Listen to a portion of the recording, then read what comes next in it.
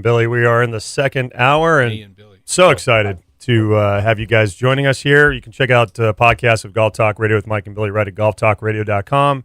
Also on iTunes and Amazon.com. You can find us, take that app with you anywhere, listen to the show at any time. So excited to have Mr. Ed Murray in the studio with us. You guys may have heard if you were with us with the first hour. He joined us at the tail end. So welcome in. Good morning. Ed. Thanks for being here. What day is it? I know. I could tell you When you're retired, you don't even know what day it is.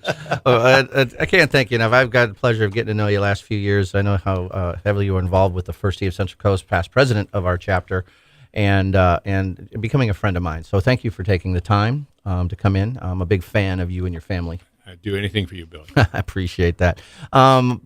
Everybody, let's just talk quickly about your family because you have the most amazing family. You said something during the break that the most important family member of all is your mom, and I'll let you elaborate on that. But a lot of people know your brothers, especially your brother Bill. I mean, everybody knows he's just a legend, one of the best of all time. But you have 5 brothers and 3 sisters, and one you just mentioned, one of your sisters is a nun. But Sister. sister. Nice. But you are the eldest of the families. Is that true? Still am, yeah. Still are. That's so. Where'd y'all grow up?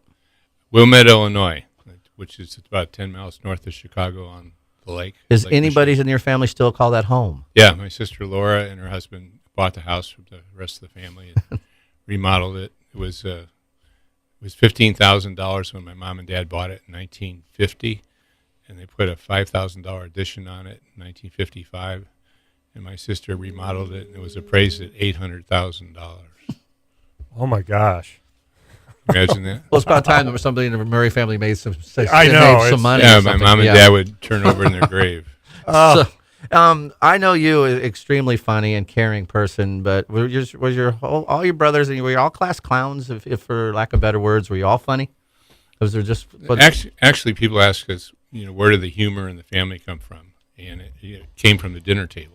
I can't imagine. Every night nice. was a floor show trying to make my dad laugh, and people said, "Were your parents in show business?" And the best way to describe my mom and dad was my dad was Bob Newhart and my mom was Edith Bunker. Oh man. And- that sounds so- And if So you your took- dad dry sense of humor. he had a real dry sense of humor. He knew every joke. You couldn't stump him hardly ever. And Mom had this sort of screechy voice, but she was the sweetest, most loving person. And then my dad died at age 45. I left Mom with 7 kids at home. I was in the Air Force, and my sister was in the convent. And And this is sister. sister Nancy Murray. And so anyhow, my mom did an amazing job of raising all those kids. Amazing woman. She must have been just absolutely. Is she still with us? No, she died in 1988 when she was 68. But she was that summer. Billy was filling in for Harry Carey when Harry Carey had a sort of a slight stroke and was out for a bunch of the season. They had guest announcers, and so Billy was doing the game with Steve Stone, a Cubs game, and they kept saying, "Mom's going to be here for the 8th inning." Or she's going to be, and they kept showing this bag lady out on Waveland Avenue going through the garbage, and they kept implying that was my mom. And then when she finally showed up, Billy said, "Mom, there's liquor on your breath." Oh, And anyhow, it was a very we have the tape at home. It was one of the last things we saw of her. Amazing. Oh my god. You fondly refer to your brother Billy. The world knows him as Bill Murray, but we believe he's the most successful. I don't know. I know he's the most recognized actor comedians in the world today. Who's the most talented in your family? Who's got the most talent? Most talented? Yeah. Can you say that? I mean, you're the oldest It's brother. funny. I have 2 brother-in-laws, and if you ask any of the brothers who's your favorite brother, will be one of the brother-in-laws. We like them better than our own brothers, but one's a judge in Chicago. Good to have. And the other's the import-export guy. But the funniest, Brian has just a natural wit. He talks very softly and quietly, and people listen when he talks. Johnny comes up with the best lines, and if you need a joke, you call Johnny. and the Billy will call Johnny, and Brian will call Johnny. So he's written jokes for your other brothers. Well, he's an actor at times, and he's been yeah, in a number of movies and television shows too, right? Has he? Johnny's done, but Yeah. he's a painter, a bartender, sometimes actor. He was in Caddyshack, and he was in Scrooged, and he had another one. I can't remember the name of it. Was a traffic school he did with Robert Conrad years ago. Oh my gosh, yes. He was the star of it actually, and they said he was doing too much Bill Murray, and he wasn't. He wasn't doing Bill Murray. He was doing John. He was Murray. doing John Murray. So- Well, I'm going to go have your brothers' names and say the first thing that pops into your head. Okay, We'll just start with your brother Bill. Boy, he's a very serious and sincere person, very generous person. He's an actor. He's not a comedian. A lot of people try to call him a comedian, but he went through the training at Second City Theater, like four of the brothers did, which is the birthplace for a lot of the great comedians and great Saturday Night Live people, and so. Did he win the Best Actor? Did he win an Oscar? He was nominated for the Academy Award for Lost in Translation, and he won the Golden Globe Award, and he won about 10 different awards for it, but he lost to Mystic River. What's his name? Was that Pitt? Yeah, Brad Pitt. Yeah. Yeah, matter of fact, we were all at my sister's or my brother's house, Joel's house, waiting for Billy to win so we could go to the after parties, and we were all in a circle. We had champagne glasses, and when they announced the best actor, they said Brad Pitt, and we said blank Brad Pitt, including the nun. When the pit Including the nun. When the pit hits That's the awesome. fan. So what about Brian? Brian, what comes to mind when you think of Brian? Well, Brian was the first actor. Everybody thinks Billy was, but Brian's 5 years older than Billy, and he was at Second City and 4 years before Billy. Billy dropped out of college to join him at Second City, and Brian is. If you go on the internet, IMDb behind any actor, it'll show you everything they've ever done. His is like 10 pages long. He's got a lot more credits. Is he the one that's one of the voices in SpongeBob? Who is that? He is the Flying Dutchman. He's the Flying Dutchman. Oh, I love that. I absolutely love that. How cool is that? Huh? My nieces, the three Will girls, came up to him one day and they said, "Are you really the Flying Dutchman? Get away from me, you rotten kids!" Oh my gosh, it's so cool. Brian's got that gravelly voice. He's on a show right now called Sullivan and Son, which is very, very funny. I think it's on TNT, and it's sort of like Cheers, and he sits at the end of the bar, and gravelly voice and grumpy. He's always grumpy. He plays grumpy guys very well. He's done other animated voices, has he not? He's done a ton of them because he's got amazing that voice. He can do anything. And that's good. That's good business because you don't overexpose yourself on the screen. Yeah. And I knew a guy named Ron Feinberg who did 5 different cartoon shows every Saturday, but he only worked 5 days a month. And that's the gig. Yeah. He'd come in and do 4 or 5 shows in a couple hours, and then next week he'd do 4 or 5 more. But so he played golf the rest of the time. Living life. I was just gonna say that. That's perfect. What's Joel doing these days?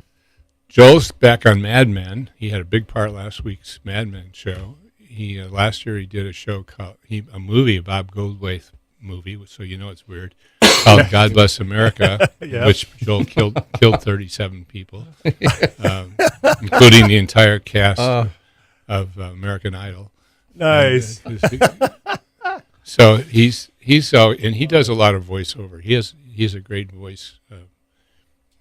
He does. Matter of fact, he does all the brothers really well. He does Brian really well. He does Andy real well. So sometimes when he's doing an audition, he'll pretend he's Andy. That's just good. And what's brother John? Johnny is down at the Caddyshack restaurant, working down there. Is he the one I met when I was at the restaurant? He was kind enough to host me out. No, that was Andy, the big guy. Yeah, Andy runs the restaurants, and Johnny's. There's a possibility we're going to open another one or two, and so they're trying to train Johnny to do it. I don't know if you can train Johnny to do anything, but we'll see. Joining us again in studio, we have Ed Murray, one of the famous Murray brothers here, joining us here on Golf Talk Radio with Mike and Billy on ESPN Radio. I have to ask. I mean, you have all the siblings. How did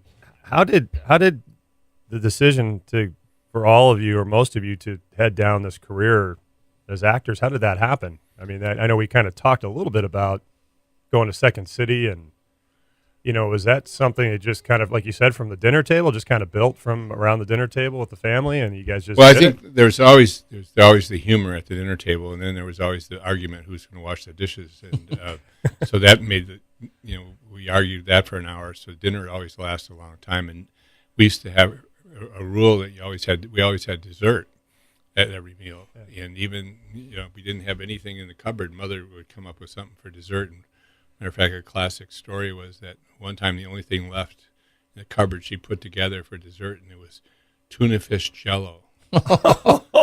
and she handed it. I always sat to the right of her. She handed it to me, and it was immediately back around the table to her left hand. And then we had it sort of. She said, "You got to try it." So we would take a spoon and just try and get a piece of Jello without getting any tuna fish. I can almost taste it. It was terrible. It was green. It was green Jello, and there was every meal someone knocked over a glass of milk, and somebody spit out a mouthful of milk because you were laughing. And so that sounds awesome. And then neighbors would be walking down the street, tablecloths, and my mom would wave people to come on in and join us for dessert. And so we used to have people come by at dessert, so there'd be 13 people in the dining room. It's a floor show. I mean, it's a show. It was so awesome. But Brian, when my dad died at 45, I was in the Air Force, and Brian said he was going to drop out of school and help support the family. Well, he went down to Second City, and they paid him $100 a week, so he really didn't support the family. Oh, wow. Didn't support himself. But he started at Second City in 1970, and his first on-stage group, that was with Belushi and Jim Fisher and Harold Ramis and that. And then, like 4 years later, Billy came along. Mm. And then this story that people don't understand, but Billy and Brian left, and Belushi and Gilda and Paul Schaefer all went to the National Lampoon in New York. And they were doing the Lampoon show, but Brian started working with Christopher Guest and Harold Ramis writing Caddyshack. Mm. And so those people from that show, which was called the Lampoon Show, were offered a job by Roone Arledge and Howard Cosell to be on a show called Saturday Night Live, ABC Saturday Night Live with Howard Cosell, featuring the primetime players, wow, which were Christopher Guest, Billy, and Brian. And every week they would do a skit on the news, and their show lasted 13 weeks. Meanwhile, what's his name? Lorne Michaels came along and hired the rest of the cast from the Lampoon show and a few other people, and started a show called NBC Saturday Night Live without Howard Cosell, starring the Not Ready for Prime Time. Oh, that's how that happened. That was the title? Yeah, the original title. Awesome. That's great. So that show is still on. And so then when Chevy Chase was only on Saturday Night Live 1 year. Everybody thinks he was there a long time, but he's only on in 1 year. And when he quit, they offered the job to Brian. But Brian was working on the Caddyshack script at the time and said, "I can't do it. Why don't you give it to Billy?" And so when Billy first started, he didn't do very well. Actually, the first couple weeks, that people said, "What's this guy?" And he's not funny at all. And then every year at Christmas, my sister Peggy would give Billy the same present, soap on a rope, and she always wrapped it in a different size box so he couldn't tell what it was, but always knew eventually it was soap on a rope. Awesome. So it was a microphone, and so he takes this microphone on Saturday Night Live, and he takes a shower. And he wrote this skit for himself, a shower scene, singing into soap on a rope, and it was so funny that was sort of the beginning. Billy broke through on Saturday Night Well, he Live. did all those lounge singing. I He'd walk know. around doing Yeah. those songs. And That's stuff. what's in my head. There was always Nick somebody, It's- Nick Yeah. Wings, or Yeah, that's Nick too great. Trains. Well, the Caddyshack movie, obviously, I don't, you know, you must pinch yourself at times as the success. It's cult classic now. But when it was, you mentioned during the break, and Mike mentioned, you were Noonan. I mean, how did it come to mind? I see it was written obviously by your brother Brian, but also Ramis was part writer, Harold Ramis, right? Harold was the And writer, and he was the director. That was his So first. how did it come? How did this all happen? Who's the mastermind, and how did it start? And what are your first memories of the actual movie being making of, not during the filming, but Well, as far as creation of? I guess. the Brian had a basic script that he had written some time ago, and then it was Harold that really pushed him, and Doug Kenny, who was the founder of the National Lampoon and later was the producer of Caddyshack.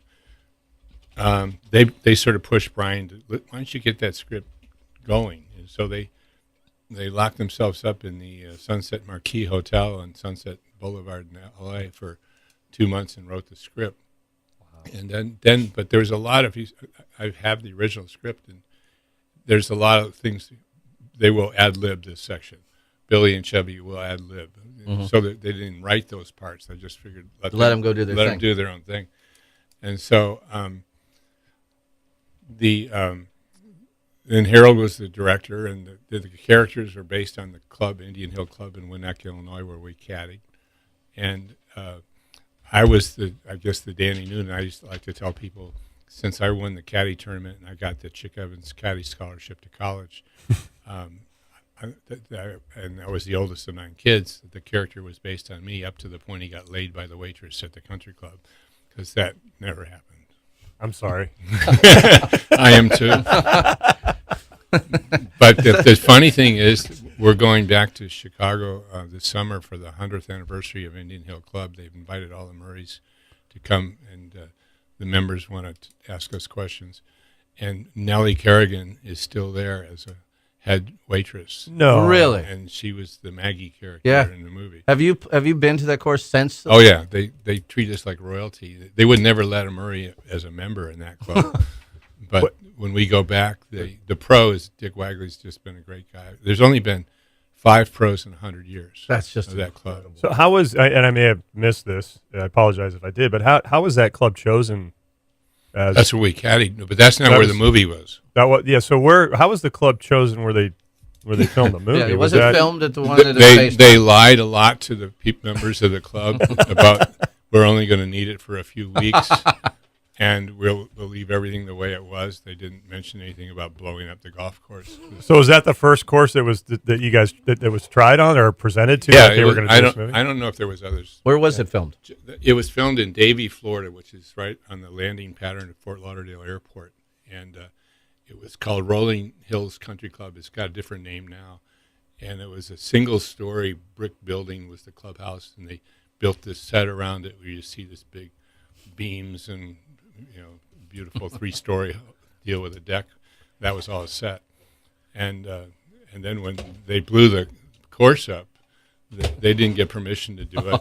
God, and they just did it? There was a plane coming in for a landing at the airport. Oh my gosh! And so there was a lot of no, stuff. they thought, oh my God. But they were there for 3 months, and they took over this. So obviously the blow up scenes must have happened right at the end. Yes. Like literally. because yeah, well, you'd think. they were asked to leave right after that. Oh my gosh! And who are the characters based on? I mean, you were the Noonan character. Most of them were based on people that we knew from the country club. That's what the members are going to ask me.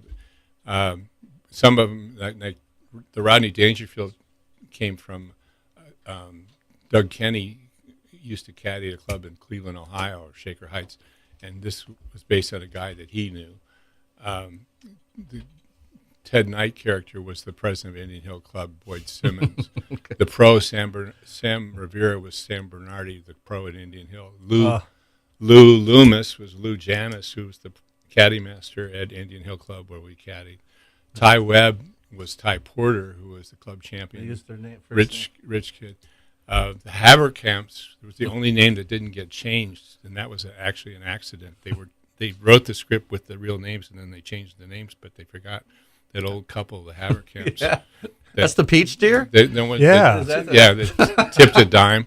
Yeah, Which there was no tipping in Indian Hills, so that wasn't true. But the Haverkamps really are at any. Oh yeah, Peter Haverkamp, who's the grandson, just continually brags about how he was a major part of the movie, and he had nothing to do with the movie. And what about Bill's character? Was there a superintendent like that at that? No, no. Billy was on the grounds crew. He worked on the grounds crew. He was. So he'd be the closest to Carl Spackler, I guess. Oh my And gosh. I don't know. Brian, did a great job as far as Lou Loomis with the, pick up. Lou used to always walk in the caddy shack, pick that up, clean that up, and then pick up that blood. And, Pick up that blood. so Brian had Lou down beautifully, and Lou was a bookie besides being a caddy master. I mean, how many caddy masters have 12 phones on the wall? I know. And one That's great. one time this big black limousine shows up, and these big thugs get out, and they go into the office of the caddy shack and close the door so we can't see him. We hear all these. Oh, he owed They some money. beat the hell out of him, and poor Lou. But he's the one.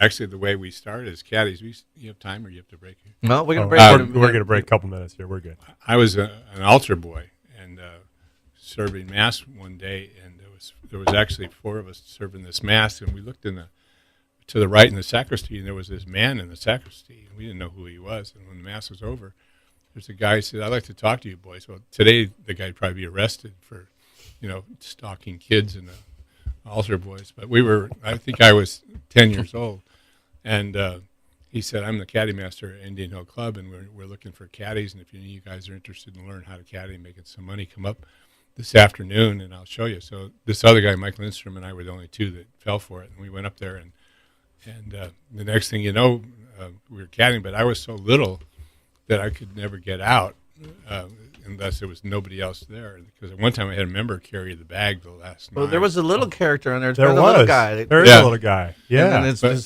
that was a girl. That's what it Yeah. was. Yeah. Yeah. But anyhow, When she tried to pick up Dangerfield, Yeah, she's trying to- Al I Silver's got it. bag in the movie, right? yeah, Yeah. I was right behind her on that scene, hitting on the driving range for 7 hours that day. I hit balls on the driving range for one scene, and when the camera panned, that's how much that was.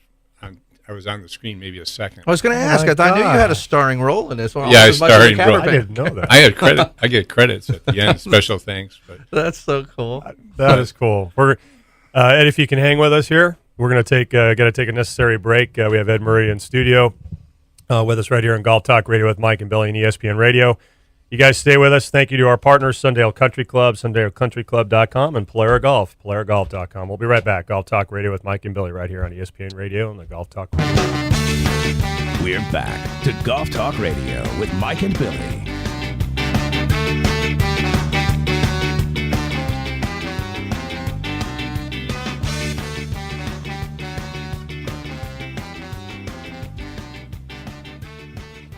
Welcome back in, everybody. Golf Talk Radio with Mike and Billy. Thank you to our Golf Talk Radio partners, McPhee's Grill of Templeton. Check it out. Hometown cooking through and through. Don't miss the macadamia-crusted mahi-mahi. Can't go wrong with that.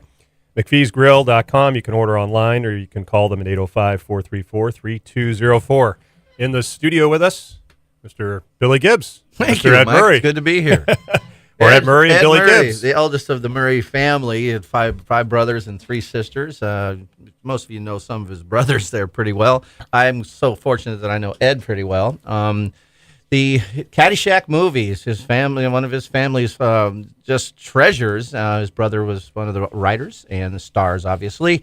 You had a big role. You were just saying right before we went to break, Ed, you had a role where you were hitting balls in the range. They panned down and caught you hitting some shots. well, I was in the background. All right. A lot of things like, the foursome 3 fairways over. They would say action. Oh, yeah. And I would be walking along That's with them. nice. Nice. So you- But Harold Ramis gave me a close-up on one scene when the lady gets hit by the club and laying on the deck. Billy.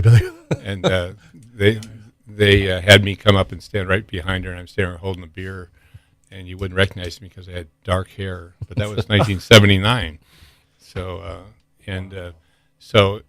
when the club manager is talking to Ted Knight about what's going on or whatever, so that was my one close-up, and then they gave me a credit at the It's end. just were you there during most of the filming? No, I was just there 1 week. I got paid $37 a day. Nice. The one thing I was proud of that I almost got to be in was when I was a caddy, I worked at Indian Hill Club. There was an old pro that was a club maker, and he played with Jock Hutchinson and Bobby Jones and other people. He taught me this trick where in those days they played stymie golf. Yeah. And so if there's a ball right in front of you and you got a 3-foot putt, you would sort of like point the other way to get people's distraction, and you step on your ball, And your it own jumps ball. out of the ball. And then when you hit it, it popped up in the air and would go over the other ball. Nice. So I used to practice that so I was showing between scenes, I was showing the guys this trick where I would line up 3 or 4 balls in a row, and I call it evil Kamuri or whatever. And I would hit this pop shot, it would fly over all 3 and go in the hole. And Harold ran over and said, "Can you do that again? And they get a camera over here." So they started filming it, and they said, "We could use that in the movie." So they said, but Chubby wasn't there No. yet. Oh, yeah. And so they said, when Chubby gets here, we're going to show Chubby this tape. We want to see if he can do it. If not, we're going to film you from the hands down doing it. So they filmed me from the hands down, and I did it a few times. And then when Chubby did it, he made it on the first try. Because I really did. So that's the no. Yeah, no. Oh, that's awesome. But if you step on a ball, it'll pop up in the air, and you can go. I'm gonna try it as soon as I get back to the course. There's a lot of rumors, and you can the relationship between Bill and Chevy. And I've just heard rumors. I mean, that's all it is. Were they best of friends? Were they not getting along during the filming? They had they never were on Saturday Night Live together. Billy replaced him, and something happened at when Chevy came back as a guest host. There was one show where the two of them had a little disagreement, and so they really weren't the closest of friends. And then when they did the movie, they had this scene that on this original script says Bill and Chevy they call it the shed scene where he's got his insomnia. Yeah. Awesome. Grass that he's growing. So anyhow, that scene, and then the chugging the whiskey and back at you and all that.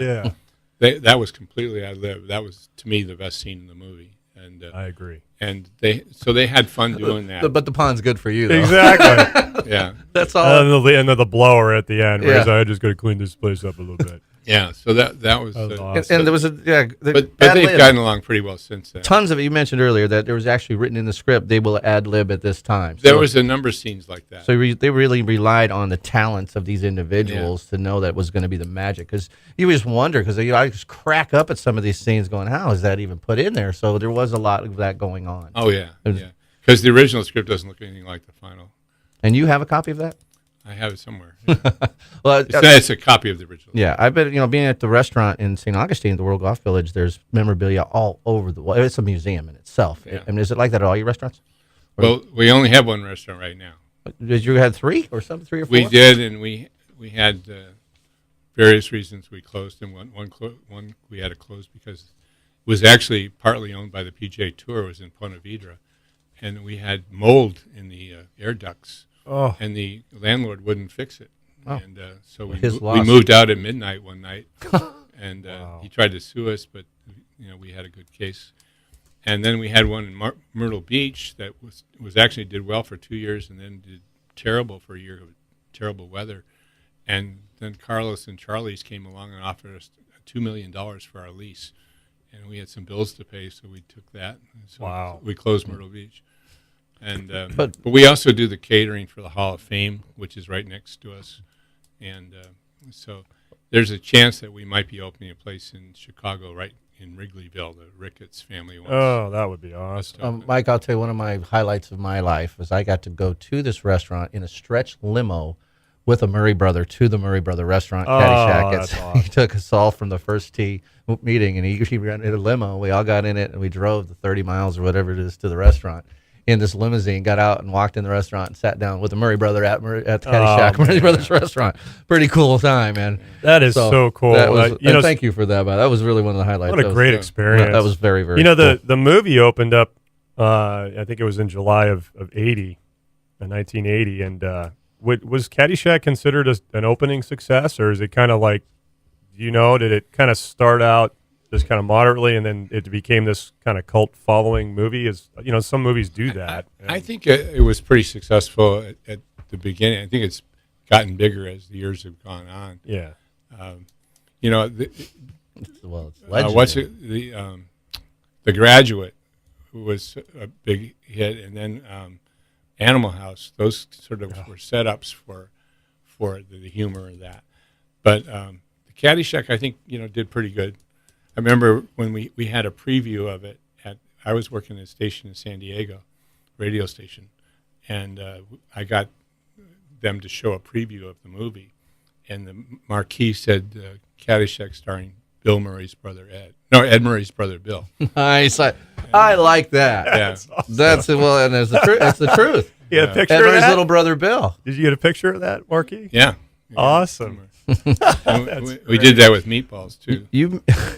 That's a great movie too, man. It's just just- awesome. You So mentioned cool. that the Ted Knight character was based on the club president of Indian Hill, and he just was a tough character. But in real life, tell us about what your thoughts about Ted Knight. Ted Knight was a real gentleman. He was just a really nice guy. I used to play backgammon with him at night, and he was everybody loved him, and he was a professional in every way, and he enjoyed the humor. Some of the older guys, the guy that played the bishop was another really Wickenden, whatever his name was. He was really a nice guy because the guy that you asked me earlier wasn't a nice guy. Was Rodney Dangerfield. He didn't like him. He's used to owning his own nightclub where he could do whatever he wanted when he wanted. He did not like to wait for anybody or anything. Rewrites. The plane. We were on the landing pattern of the airport, so the planes kept coming over, so they had to stop every time a plane came. Or the clouds would change and the lighting would change, so they'd have to wait till the lighting got right. He didn't like any of that, so he quit the movie about 3 or 4 times. And each time it was Ted Knight that got him to, come back and, be part of the movie. Did your family have any idea? I mean, now looking back, obviously, that the huge success that this movie has had. It is a cult movie. I mean, it is just like Mike's seen it over 200 times, and there's many people who know every Not word. that I'm counting or anything. But did you guys have any clue, or No. are you surprised to this day? I think we were surprised at the beginning, but now we've seen it enough. I mean, I've been to Pebble Beach enough times to see that every hole there's 10 Carl Spacklers. Yeah, yes, And- that's so. and There is. Well, there is. and Billy would be walking down, with 13. Good afternoon, Your Eminence. It's a Cinderella story. It's in the hole. And he ignores most of them, but every once in a while he'll turn to somebody and say, "That's good. That's really good." Is this none of my business or our business? But is it? How do you know how much it's grossed over the years? Or hopefully the family is still reaping the rewards. I have no idea what I just know that you can't compare what movies. But your family still gets. Is it? You didn't sell it off to Orion Films or something like that. Actually, Warner Brothers owns it. We had a little problem with when we opened the restaurants with using the name that Caddyshack, because it turns out there's all kinds of Caddyshack restaurants and golf shops and things all over. Yeah. Even when I was in Dublin a couple years ago, and there's a Caddyshack store in Dublin. Oh, so you don't own the name of whatever, but wow. Yeah. So they get more. I think Brian probably makes more off the movie than Billy does because Brian wrote it. Right. So there's Brian was always very smart when he did rejoin Saturday Night Live. It was sort of interesting after he was done with a couple of things. He went on Saturday Night Live, and he would always write. He started as a writer, but he always wrote himself in as an actor in every show, and so did most of those cast members. Did that. Had 2 parts. They wrote a scene, and then they were in a scene, so they got 2 checks and 2 royalty checks. And they still get 2 royalty checks. because did you were just reading some numbers? Did you see it? Yeah, the IMDb, it says the opening weekend was 656 screens. That was July 27, 1980. Grossed $3.1 million. It says the total gross through the box office was almost $40 million. That was the first running, Yeah, read and that. then rentals are $21 million. which was a And huge rentals? amount of money back then. Yeah. Well, if you figure out Huge what the amount of rate, money back now then. what That's do like we a pay? $300 million. $13 to go to a movie or something. Yeah. In those days, it was $2.50 or something. Yeah, that was what I was going to ask. I mean, those are pretty amazing numbers for what you paid to go to the movies at that time. I remember when a Graduate did 60-some million was a record at the time, and then Ghostbusters was a record, and they're not even close to what some of these new sci-fi things It's are. Yeah. amazing. You know, one of the things Spider-Man. that I don't know if many people know, but it was only for one season, and I remember watching this on, I think it was Comedy Central, but the brothers did a TV series called The Sweet Spot. That was Joel produced that. Yeah. I was in that too. And I remember watching that. I think it was probably four or five, maybe 6 episodes, Yeah. one season. Yeah, And, there's a neat story to that. They filmed one of them down in Jamaica on this golf course, and I wasn't there for that. It was just 4 of the brothers did that, and they were going down this fairway, and this Jamaican lady, comes walking down the hill from the side from this house up on top of the hill, and she said, "If you gentlemen would like to, Mr. Cash would like to have you for lunch." Johnny Cash lived on the top of the hill. Oh. And so they took a break and they went up the thing, and Johnny Cash hosted them for lunch. Of course. And my brother Johnny, Happens every day. Yeah. my brother Johnny hung out with him for like the next 3 days. And so that was sort of neat. Oh, my we were at gosh. North Ranch, and Mike went over towards the fence of some nice house, and they yelled at him to get away from the house. It was Yes, they did. It was a little different reception. I think it was John. It could have been the Cash family's house. I think I had the wrong color shirt on or but something. yeah, I don't know. but I thought they were saying hi to you. It wasn't they were? No. They were. Yeah, it wasn't very In fact, pleasant. I think they threw some golf balls out of the Yeah. yard back at me. Yeah, it was- So don't you ever a come little. here. He doesn't get quite the reception your They family did does. one of those shows, Sweet Spot, they filmed in Madison, Wisconsin, or Lake Geneva, Wisconsin. And they changed the golf game into a football game.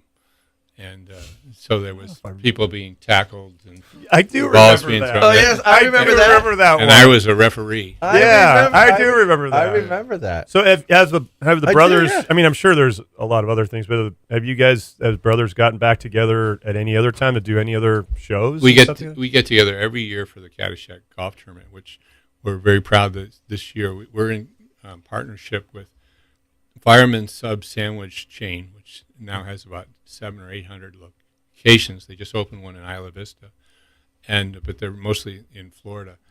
And we raised almost $300 million, $300,000, excuse me, and we bought 18 track chairs for wounded warriors. Oh, that's You know the cool. chairs that that much. make you Yes. stand up. How cool is that? 18 of them. 18 of them. Aren't those chairs amazing? Well, the I mean- funny thing was the way we did Yeah, it. so We cool. said, my brother Joel was like the auctioneer. I said, who would give us $14,000 to buy a track chair for? And we had a triple amputee, double amputee, and single amputee there.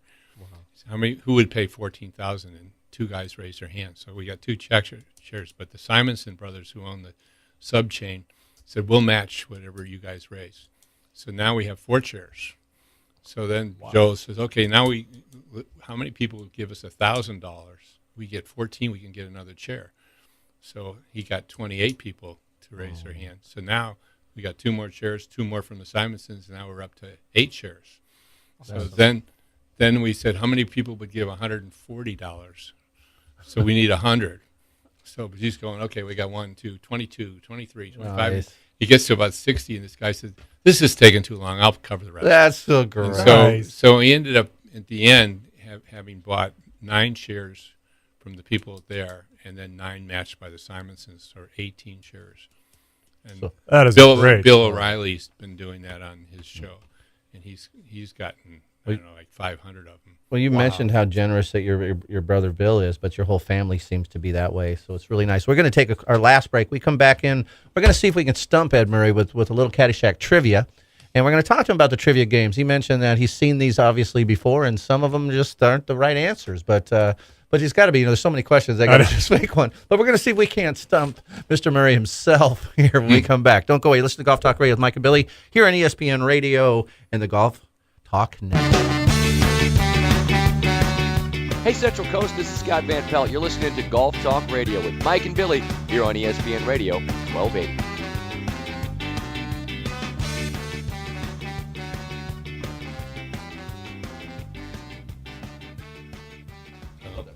Welcome back in, everybody. Golf Talk Radio with Mike Milley. Thank another partner of ours, Pass Robles Golf Club. Check out Pass Robles Golf Club at PassRoblesGolfClub.com. Make a tee time online there.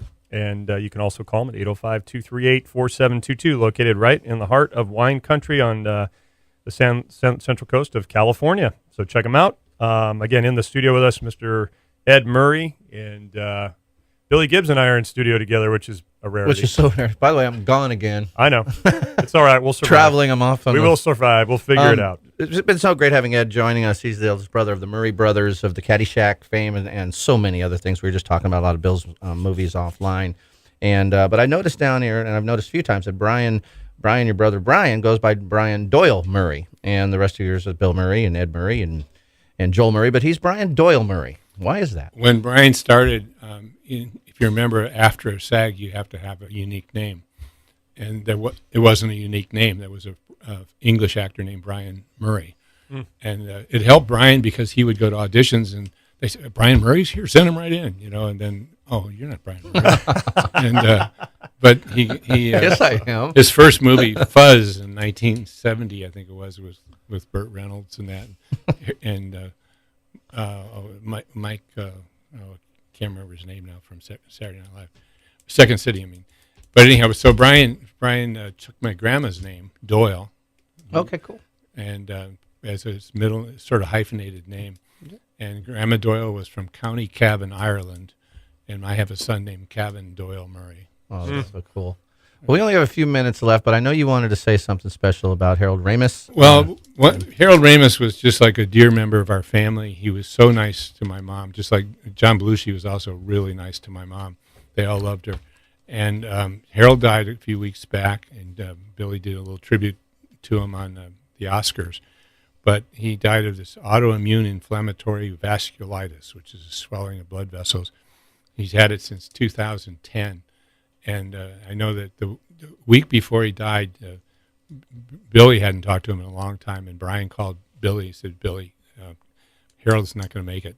Let's go see him. So they flew into Chicago to the hospital and said goodbye.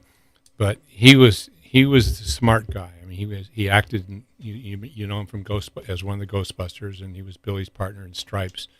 He also directed Caddyshack and Groundhog Day and Vacation and Meatballs and a lot of others. But he was 69 years old, which is my age, and he just was a real class act, and everybody loved Harold.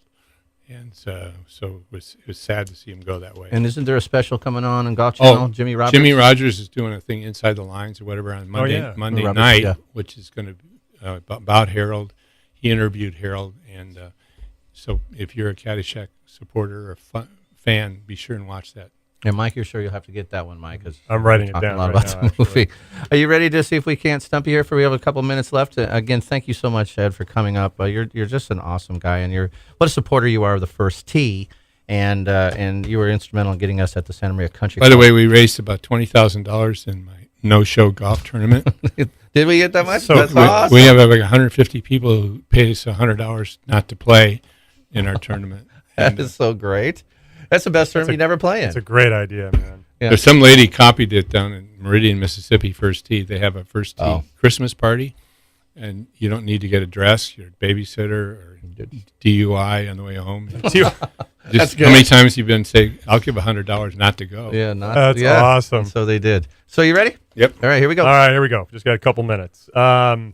With what does Al encourage Danny to step in during the final match? So was it money, fame, a scholarship, or Lacey? Scholarship. Ooh. Does he get one right? Ooh. We got him wrong. We already missed him? That's what it says. It says it's actually money. Well, speaking Oh. of, was there really a scholarship you played for? Did you win the scholarship? I won a Chick Evans caddy You did? scholarship. Is that That's was not In fact- that's right. Matter of fact, I caddied for Chick Evans, and my dad caddied for Chick Oh, my Evans. God. The second greatest amateur of all times. And this is kind of was based on Noon, and he won the, Yeah, caddy tournament, which got him a scholarship, Yes. right? Yeah. Yeah. All right. So there's we're not sure about that one yet. So I don't remember the money part. All right. I don't either. Who is the referee for the big match? Was it Porterhouse, the Bishop, Lou, or Motormouth? So The the referee for the big The match. final big match, match. the final match at the Oh, end. the caddy master. Yeah, And that was your brother, right? Yeah, That's Brian. Brian. and that's correct. Which American president had a putting green installed at the White House? This isn't even a. That's not not even a- Caddyshack. okay. Grab another car. Eisenhower did. You're right. That is correct. What part of Lacey's anatomy does Ty tease her about? I was born. Her tush, her back, her breasts, or her legs? That's easy. I can't remember. I know. He was massaging her back, and Turn around. then he slid right off her. When I heard that when he talk about The the ad oil? libbing, that the oil thing was an ad lib thing where he just Yeah. splashed the oil on her. yeah, she's become sort of a pain in the butt. She thinks it's her movie. Oh, does she? Oh, She great. tried to put on a pro-am Her in 3 minutes of Arizona fame. for her 3 minutes of fame. And Then we had her on the show. Did we? I We don't interviewed remember. her. What's her name? The real name? Yeah, I don't remember. Cindy, We did interview her. Did we? Cindy. Did we sing to her? I think we did. We had the Caddyshack, the little song from Chevy. But that's it, guys. We ran out of time. Ed- And we could talk to you forever. Appreciate We you really coming could. in. Thank you so much for taking the time, Mike. I hope you enjoyed talking I to did, the, and thank to the you, Ed, memory. for your time. So, I know you'd Thank rather you, be guys. playing golf. So And thanks to Billy for what you do for the first team. thanks. If you guys have a great day. Do me a favor if you can. Keep it on course. be good, people. Have a good Easter weekend. We'll talk to you next week.